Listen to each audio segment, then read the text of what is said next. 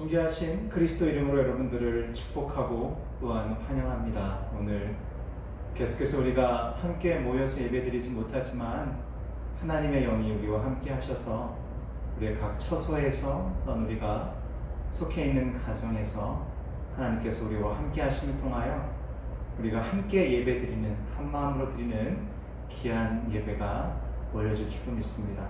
오늘 본 말씀 여러분 가정에서 다 읽으신 줄 알고 오늘 말씀을 통해서 한번 다시금 우리의 신앙을 점검하고 계속해서 하나님이 우리에게 주시고자 하는 귀한 메시지를 우리 말라기야서 통해서 한번 살펴보도록 하겠습니다. 지난 2주 동안 배웠던 내용은 이거였습니다. 말라기 1장에서는 우리가 무엇에 관심을 갖고 있는가, 즉 우리가 하나님에게는 냉담하고 또한 세상에는 매우 우리가 적극적인 행보를 가졌던 우리의 신앙을 돌아봤습니다. 또한 지난주에는 우리가 무엇을 얘기했냐면 우리는 어떠한 신앙적인 결단을 지키고 있는가, 과연 우리는 하나님과 맺은 약속, 또한 하나님께서 우리에게 허락하신 이들과 함께하는 관계 가운데서 우리가 했던 여러 가지 많은 약속들을 과연 잘 지키고 있는가, 그것을 통해서 우리는 무엇을 또한 배울 수 있었고 하나님의 뜻은 무엇인지 우리 같이 보았습니다. 오늘 3장은 여러분이 아마 한 번쯤은 들어보신 설교 말씀인 것 같습니다. 또한 귀한 말씀들이 있는 가운데서도 말라기 3장은 또 가장 중요하게 우리에게 11조에 관해서 귀한 가르침을 주고 있는 말씀입니다. 오늘 말씀을 통해서 과연 우리는 하나님을 어떻게 대하는가, 우리가 하나님을 대하는 태도는 어떠한지 우리의 신앙을 한번 살펴보길 바랍니다. 먼저 기도하겠습니다. 하나님, 오늘도 주의 말씀을 받습니다. 이 말씀이 우리의 삶의 중심이 되게 하시고 하나님 말씀이 우리 인생의 닻을 내려주심을 통하여 오늘 말씀을 통하여 세임을 얻고 또한 깨달음도 얻고 또한 회개하며 돌아서며 주의 길로 함께 동행할 수 있는 그러한 축복이 오늘 이 말씀 가운데 있게 하여 주옵소서. 이 시간 말씀에 기름 부어주시고 부족한 종을 도구로 사용하시오니 주님, 주님의 뜻대로 사용하여 주옵시고 온전히 하나님의 귀한 말씀만이 우리의 삶에 계속해서 남도록 주님, 우리에게 큰 은혜를 오늘 이 아침에 허락하여 주시옵소서. 하나님께 모든 영광 돌리오며 예수 그리스도 받들어 기도합니다. 아멘. 우리 자유롭게 신들과 인사하겠습니다. 주의 이름으로 환영합니다. 축복합니다. 또는 여러분 혼자 계시다 한다면 여러분 양쪽 어깨를 손으로 감싸고 서로 이렇게 한 다음에 격려해 주시기를 바랍니다. 우리는 신앙의 결심을 어떻게 지키고 살았는지에 대해서 우리가 지난주에 공부했고요. 오늘은 우리는 과연 하나님을 어떻게 대하고 있는가, 하나님에 대한 우리의 태도는 어떠한지 살펴보도록 하겠습니다. 도둑맞은 교회 이야기를 전에 읽은 적이 있습니다. 그 내용이 무엇인지를 간략하게만 설명드리려고 하는데요. 사실은 여러분이 다 알 법한 내용이고 또 한 번쯤은 들어봤을 만한 내용일 수도 있겠습니다. 한 목사님께서 교회에 도둑이 들었다고 얘기합니다. 그러면서 그 도둑이 교회에 귀한 것들을, 귀한 물질들을 가져갔다고 얘기합니다. 그러면서 그 내용들을 쭉 설명하면서 그 도둑이 어떻게 돈을 썼는지 봤더니 휴가 때도 쓰고 본인이 사고 싶은 것도 사고 또한 심지어는 식사에도 그 돈을 사용했다라고 이야기합니다. 그러면서 도둑 맞은 그 내용, 그리고 놀라운 사실을 성도들한테 얘기하는데 안타깝게도 그 도둑은 바로 우리 교인들 중에 있다라고 이야기합니다. 여러분 아마 눈치채셨을 것 같습니다. 도둑 맞은 교회의 이야기는 결국 끝이 이렇게 됩니다. 바로 여러분이 하나님께 온전히 드리지 않았던 여러분의 11조, 또한 여러분이 하나님께 마땅히 드릴 감사 표시를 여러분이 드릴 만한 그러한 물질들, 헌금이 여러분의 마음과 함께 드려지지 않았기 때문에 여러분은 하나님의 것을 도둑질한 것이다라고 이야기의 끝마지는 그렇게 됩니다. 오늘 말씀은 여러분 약간 또 저도 포함해서요 좀 불편할 수 있겠습니다만은 일부러 이 말씀을 선택한 것도 아니고요. 우리가 계속 말라기를 공부하면서 우리 신앙을 돌아보는 계기를 지금 마련하고 있습니다. 전에도 말씀드린 것처럼 말라기는 구약 성경의 맨 마지막 성경입니다. 이 말씀 이후에 400년 동안 하나님께서는 침묵하셨고 그 이후에 이제 복음의 시대가 돌아왔습니다. 결국은 말라기를 통해서 하나님께서는 하나님이 이스라엘 백성에게 얘기하고자 하셨던 내용들을 설명하고 있고 또한 그 말씀을 통해서 그들이 다시 돌아오기를 기다리시며 긴 침묵을 가졌다는 겁니다. 말라기 선지자 시대에는 이스라엘 백성들은 하나님의 것을 도둑질하여서 하나님을 제대로 섬기지 않는 모습을 그들이 보여줬습니다. 그들은 하나님을 지루하게 생각했습니다. 하나님께 예배드리는 것, 이 모든 것들이 다 매우 지겨운 것으로, 지루한 것으로 그들은 취급해버렸습니다.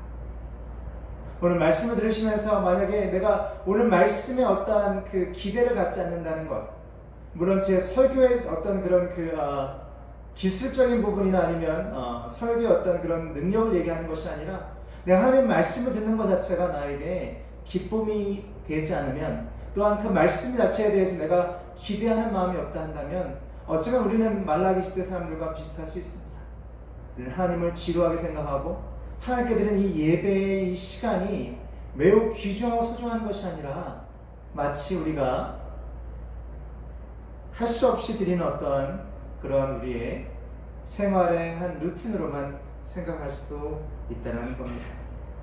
그래서 그들의 예배는 하나님과 올바른 관계를 맺는 것에서 이제는 벗어나 그저 하나의 의식처럼 매주 일요일마다 치러야 되는, 주일마다 반드시 해야 될 것 같은 어떤 그런 의무감이 가득 찬 그런 형식적인 예배로 변질되었습니다. 결과적으로 우리가 1장과 2장에서 살펴봤던 것처럼 그들은 부정한 것을 하나님께 드렸고 하나님께 구별해서 하나님께 드렸던 것이 아니고요. 그들의 제사장들은 또한 불순종하는 모습을 보였습니다. 또한 그들은 그들의 아내를 매우 쉽게 버렸고요. 그래서 이방 여인들과 또한 새로운 삶을 시작하게 됐었고요. 그들은 그들의 입술로 말로 하나님을 괴롭혔다라고 2장 10절 말씀에 이야기하고 있습니다. 3장에 처음 보니까 이런 내용이 나옵니다.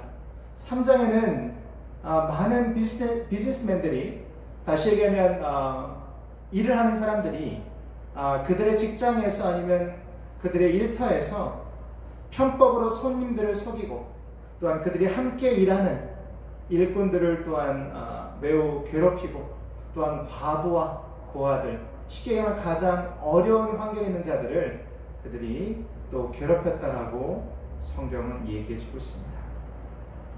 그 중에서 가장 악하게 하나님을 대하는 모습이 나오는데요. 그것은 바로 뭐냐면 하나님의 것을 도둑질했다라는 겁니다. 아마 여러분은 이렇게 반문하실 수 있습니다. 어떻게 그들이 하나님의 것을 도둑질했는가? 분명히 성경 말씀에 그 내용이 나오게 되는데요.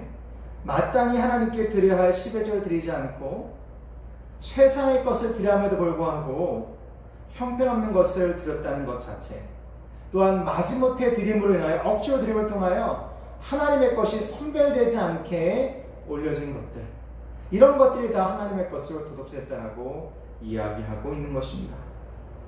그들의 태도는 마치 이런 것 같습니다.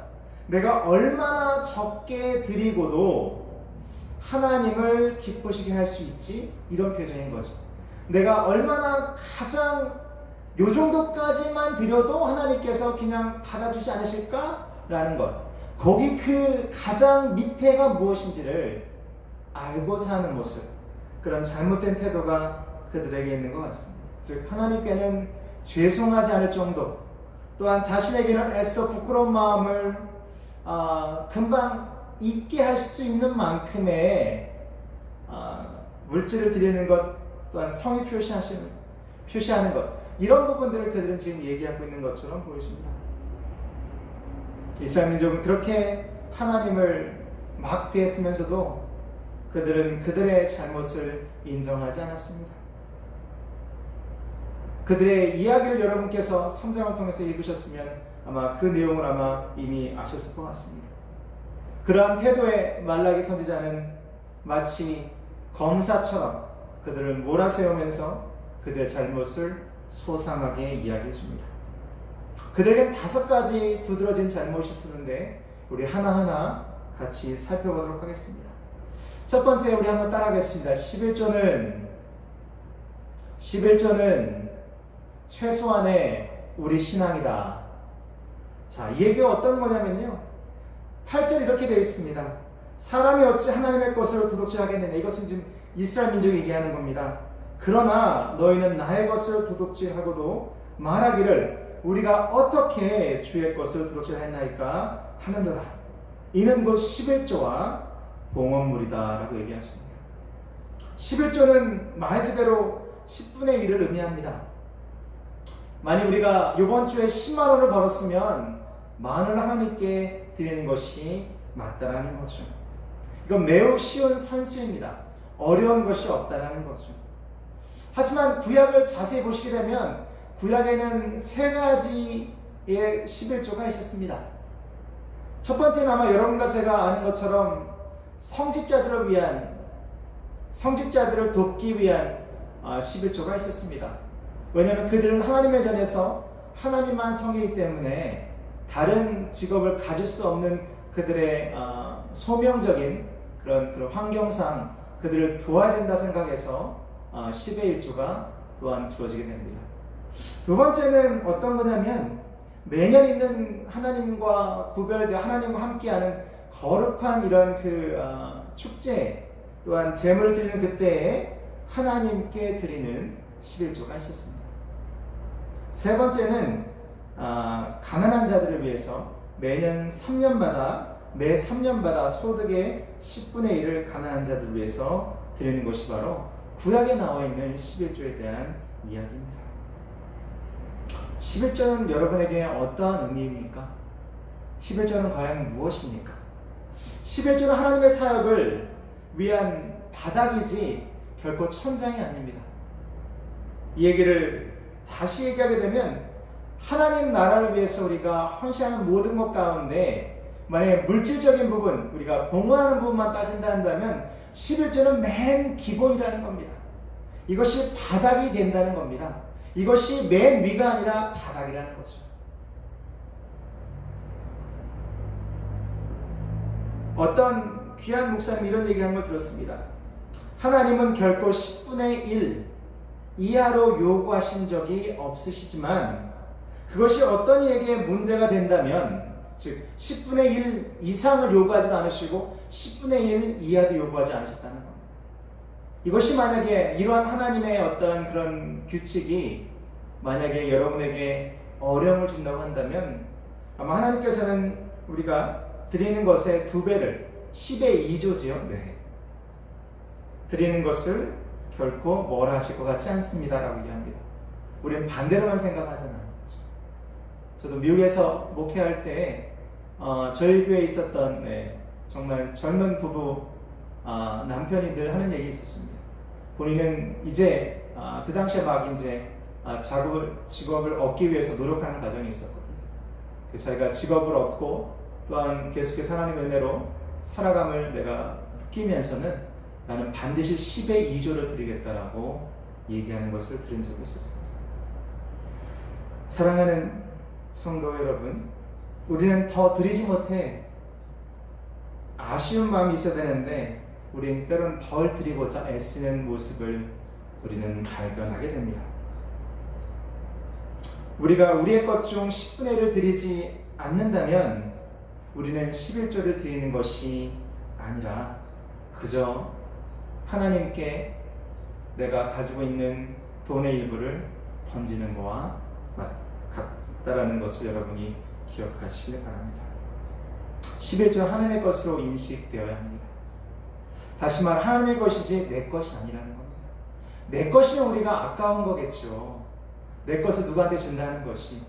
하지만 이것이 하나님의 것이라 생각한다면 하나님의 것을 내가 하나님께 드리는 건데 그것이 아깝다라고 얘기할 사람은 없다라는 겁니다. 다시 말해서 11조 내가 마음에 결심하고 결단하고 드리는 것이 11조가 아니라 이거는 그저 하나님의 것이기 때문에 내가 하나님의 것을 내가 드린다는 이것의 기쁨을 누려야 된다는 겁니다. 하나님의 은혜로 우리가 주어진 삶에 감사하는 마음을 올리는 우리의 뜻으로 당연한 것으로 여겨서 10의 1조를 드려야 할 줄로 믿습니다. 사랑하는 성도 여러분, 11조는 그래서 우리에게 매우 중요한 겁니다. 또한 이것은 우리의 가장 최소한의 신앙의 모습인 것입니다. 두 번째 9절 말씀 보니까 저주는 불순종부터 온다라고 되어 있습니다. 9절 말씀에 너희가 곧 온 나라가 나의 것을 도둑질하였으므로 너희가 저주를 받았느니라. 이 말씀은 모든 이스라엘 민족이 하신 말씀으로 그들이 하나님의 것을 도둑질하였기 때문에 그들 스스로 저주로 들어갔다라고 얘기하는 겁니다. 재물은 하나님의 축복이 되어야 됩니다. 내가 재물로 인해서, 내가 재물이 많아짐으로 인해서 하나님과 멀어지거나, 아니면 내가 재물이 지금 없거나 지금 내가 경제적으로 어려움을 겪기 때문에 하나님과 또한 멀어진다는 것은 결코 바람직하지도 않고 건강한 신앙이 아니라는 겁니다. 내가 돈이 많이 생겨서 하나님과 멀어진다는 것은 그것은 여러분에게 축복이 아니라 오히려 저주가 된다는 겁니다. 사랑하는 성도 여러분, 여러분 반드시 기억하실 것은 뭐냐면 부분적인 순종은 온전한 순종이 아닙니다. 내가 11조를 드리지 않음으로 해서 또한 내가 저주를 받는 것이 아닌가 라고 생각하는 것도 잘못된 생각이지만 11조를 드리지 않기 때문에 내가 얻는 유익은 아무것도 없습니다. 다시 말씀드리면 내가 11조를 드림을 통해서 얻는 유익은 참 많지만 내가 11조를 아낌으로 인해서 하나님께 드리지 않음을 통해서 내가 얻을 수 있는 유익은 없다라는 것이 바로 성경의 진리인 겁니다.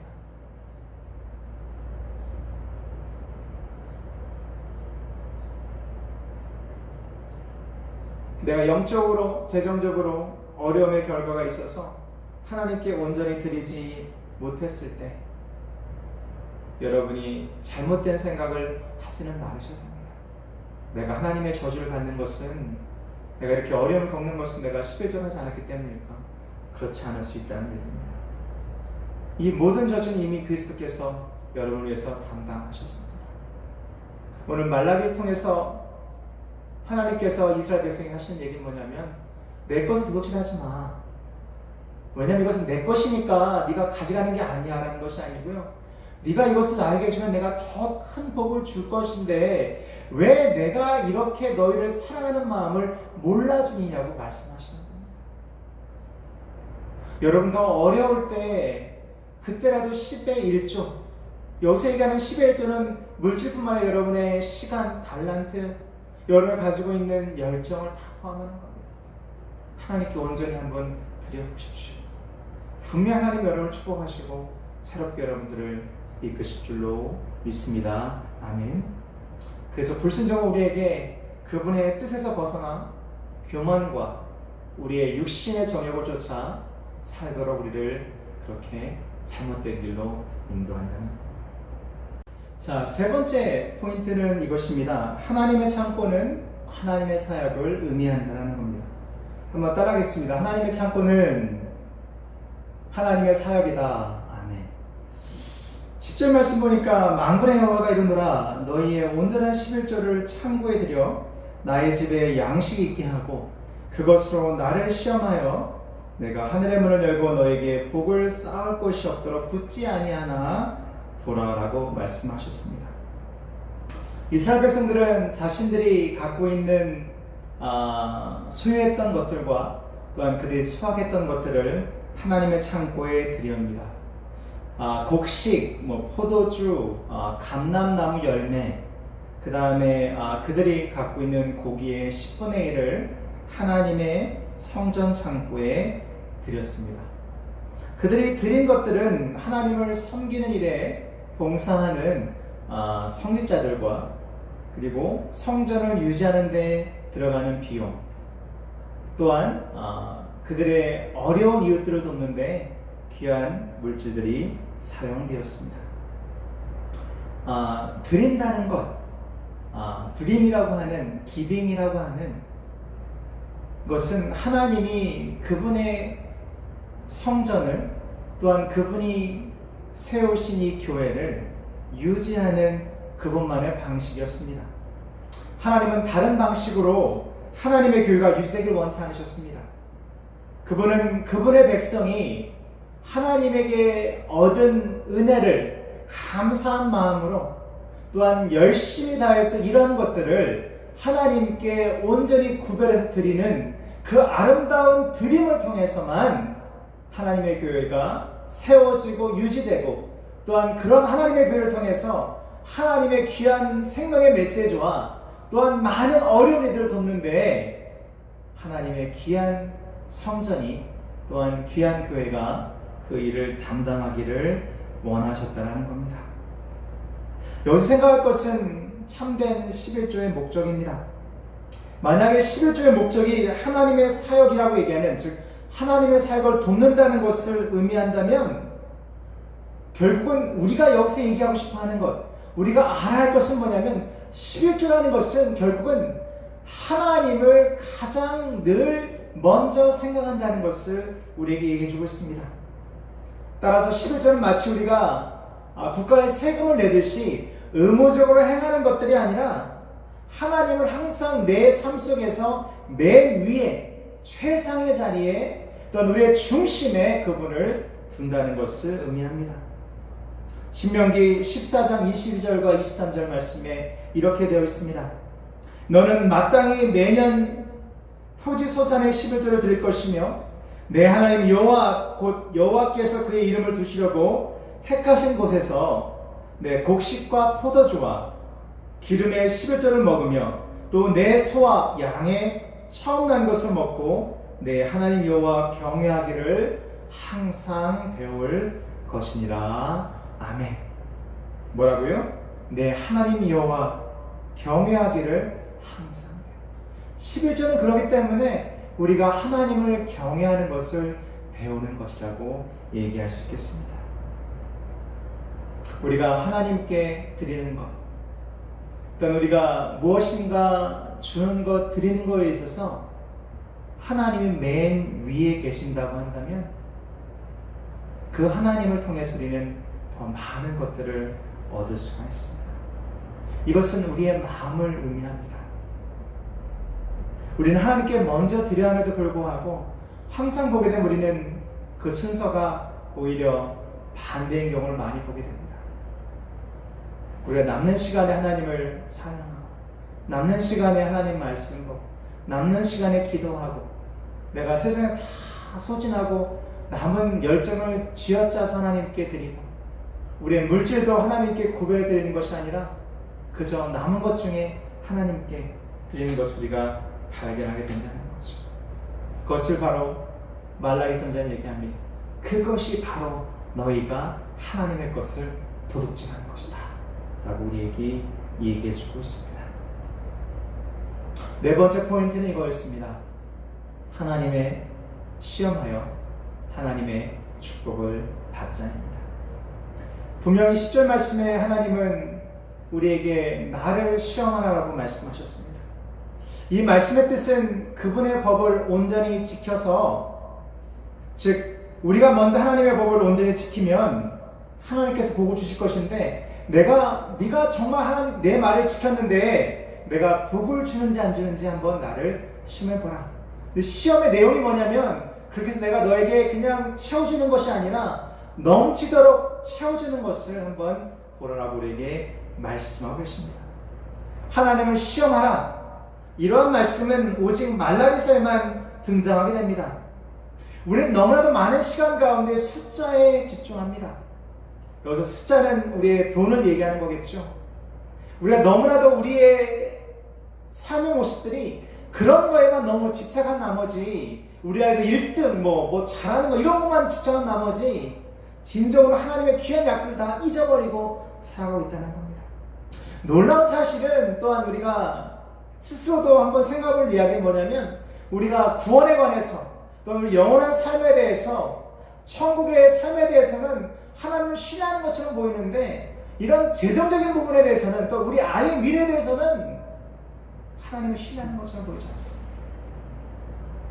사랑하는 성도 여러분, 우리가 더 엄청난 것에서 하나님을 신뢰하면서 그렇지 않은 것에서 하나님을 신뢰하지 않는 것은 우리 스스로를 속이고 있는 것이라고 얘기할 수 있습니다. 우리가 하나님에게 모든 것을 맡긴다, 우리의 영원한 삶을 맡긴다고 한다면 이 세상 살아가는 우리의 삶의 방식, 삶의 태도, 우리의 재정, 물질, 아이, 자녀 또한 모든 우리의 삶을 하나님께 맡기는 것이 너무나도 당연하다는 것입니다. 오늘 말씀처럼 하나님께서 우리에게 복을 주시고자 우리 입을 크게 열라고 말씀하십니다. 이 복은 여러분에게 달려 있습니다. 그분의 법을 지키고 따르면 하나님께서 여러분에게 놀라운 축복을 허락하실 것입니다. 마지막 5번째입니다. 우리가 전에 경험하지 못한 축복을 우리는 경험해야 됩니다. 내가 하늘문을 열고 너에게 복을 쌓을 곳이 없도록 붓지 아니하나 보라. 그에게는 내가 쌓을 수 없도록 내가 많이 줄 거라고 말씀하시는 놀라운 축복의 말씀입니다. 한번 생각해 보자고요. 내가 하나님께 드리는 것이 많을까요? 하나님이 우리에게 주시는 것이 더 많을까요? 여러분이 하나님께 드리는 것이 많을까요? 아니면 하나님께서 여러분에게 주시는 것이 더 많을까요? 답은 너무나도 자명하죠. 그렇다고 한다면 우리는 하나님께 더 많이 드림을 통하여, 우리가 드릴 수 있는 최상의 것을 드림을 통하여 하나님께 더 많은 것을 받아야 할 줄로 믿습니다. 중장비를 만들었던 미국인 기업가 이름이 있습니다. RG 리 토누라는 사람인데요. 이 사람은 매우 위대한 기독교 기업가로 알려진 사람입니다. 이미 하늘나라에 갔는데요. 이 사람은 버는 거의 90%를 교회와 또한 이웃을 위해서 사용했습니다. 그러니까 즉 버는 거의 10%만 본인이 갖고 나머지 90%를 다 교회와 하나님의 일과 또한 이웃 사랑에 사용했다는 겁니다. 근데 그의 간증은 매우 흥미로웠습니다. 뭐라고 하냐면 본인이 90%를 다 기부하기도 전에 하나님께서 이미 또 많은 것을 주신다는 것. 그래서 이렇게 기부하고 계속 하나님께 주고 막 받다 보면 이게 끝이 없다는 거예요. 그러면서 재밌는 얘기합니다. 내가 퍼주는 삽보다 하나님께서 나에게 퍼주신 삽이 훨씬 크다라고 얘기합니다. 여러분, 여러분의 삽보다 하나님의 삽이 훨씬 큽니다. 성경 말씀에 있는 것처럼 하나님에게 드리는 것은 후하게 하되 과하게 하지 말라. 지혜가 필요하지만요, 하나님께 드리는 것을 아까워하는 마음을 버리지도 줄 믿습니다. 어떤 아이가 식료품 가게에 갔습니다. 그 식료품 가게는 매우 친절한 주인이 있었는데 그 친절한 주인은 늘 계산하고 가는 손님들, 특히 꼬마 손님을 동반한 손님들에게는 꼬마에게 그 카운터 앞에 있는 그 사탕, 그 바구니에서 사탕을 꺼내가도록 얘기합니다. 마음껏 가져가라고 얘기합니다. 그래서 한 아이가 이제 엄마가 함께 장을 보고 이제 다 이제 지불하고 난 다음에 집을 향하게 될 때 그 주인이 불러서 얘기합니다. 아이야, 사탕 가져가. 한 푼 가져가도 돼. 라고 얘기합니다. 근데 이 아이가 왠지 약간 머뭇거리고 수줍은지 그 사탕을 주지 못합니다. 그랬더니 보고 있던 주인이 그럼 내가 해줄게. 그래서 손으로 한 움큼 쥐어서 아이에게 사탕을 줬습니다. 아이 너무 기뻐했고 행복한 표정을 짓고 그 가게를 떠났는데, 가게를 떠난 다음에 엄마가 아이에게 물어봅니다. 야, 너는 저 아저씨 좋아하잖아. 그리고 너는 그렇게 수줍음도 많은 애가 아닌데 왜 그거를 네가 안 주었어? 라고 합니다. 그러니까 아이 얘기가 매우 흥미롭습니다. 에이, 엄마 그것도 몰라. 아저씨 손보다 내 손이 더 작잖아. 아저씨 손이 훨씬 크잖아. 아저씨 손으로 사탕을 집어주면 더 많이 얻을 수 있잖아. 라고 얘기했답니다. 결론을 말씀드립니다. 말라기 3장 6절 말씀에 하나님은 이렇게 얘기하십니다. 나 여호와는 변하지 아니하노니. 변하지 않는 그분께서 그분의 약속을 지키시고 그분이 우리를 늘 지키시라 말씀하셨습니다. 우리가 그분의 법을 지키고 순종한 마음을 가지고 하나님의 것을 구별하여서 온전히 드리면 하나님께서 우리에게 복을 주려 믿습니다. 하나님의 손은 매우 크십니다. 그 가게 아저씨 손보다 훨씬 클 거고요. 네. 하나님의 삽은 무지 큰 삽을 사용하셔서 우리에게 복을 부어주십니다. 제가 볼 땐 하나님의 지갑은 여러분의 지갑보다 훨씬 더 크고 두꺼울 거라 생각되었습니다. 무엇보다 그분의 사랑은 너무 크고 놀랍습니다. 사랑하는 성도 여러분, 우리가 하나님께 순종함으로 하나님께 드릴 마땅한 것을 드린다는 것은 우리가 하나님과 올바른 관계를 맺는 겁니다. 하지만 그것을 하지 않으면 하나님이 우리에게 주시고자 준비했던 모든 것들을, 하나님께서 우리에게 허락하시고자 하는 많은 것들을 우리 스스로가 발로 차버리는 겁니다. 즉 하나님 것을 도둑질하는 것이 여러분에게 올 것을 여러분 스스로 도둑질해서 세상에 버리는 것과 똑같다는 겁니다. 오늘 말라기를 통해서 우리는 순종의 삶이 매우 중요하다는 것을 배우게 됩니다. 또 하나님의 것을 구분하는 그러한 신앙적인 결단이 우리에게 필요하다는 것을 또한 우리가 알게 됩니다. 하나님을 전적으로 신뢰하십시오. 그리고 그분으로부터 오는 모든 축복을 받아 누리시며 아름다운 하늘 나라를 소유하는, 또한 이 세상에서 승리하는 여러분 되시기를 주님의 이름으로 축원을 드립니다. 아멘. 기도하겠습니다. 하나님, 우린 참으로 부족합니다. 변함없는 주님을 믿지 못하고 우린 세상에 흔들리고 세상과 늘 함께하는 삶을 살았습니다. 이제 다시 한번 돌이킵니다. 우리의 삶의 우선순위 가운데 주님을 맨 위에 두겠습니다. 주님께서 우리 가르쳐주신 귀한 길 가운데 우리가 함께 걸어가겠습니다. 순종의 삶을 살겠습니다. 11조 아니 10의 2조라도 하나님께 드리고 하나님의 축복을 체험하기 원합니다. 이 시간 하늘의 창고를 여셔서 우리의 창고를 채워주시되 이것이 우리로 하여금 교만이나 하나님과 멀어지는 저주가 되지 않게 하시고 이것을 통해 하나님을 더욱더 높이며 또한 물질로도 하나님을 기쁘시게 하며 또한 어려운 일을 돕는 데 우리가 사용하게 하여 주옵소서. 재정적으로 어려운 이들이 있습니까? 하나님 그들을 축복하여 주옵소서. 그들의 곡간이 또한 그들의 쌀떡이 마르지 않게 하여 주옵시고 그들과 함께 동행하여 주옵소서. 그들의 삶이 하나님을 경외함으로 하나님을 기억함으로 하나님도 그들을 기억하셔서 그들과 늘 함께하여 주옵소서. 하나님 다시 한번 순종의 삶을 살기 원하오니 그것을 우리에게 허락하여 주시옵소서.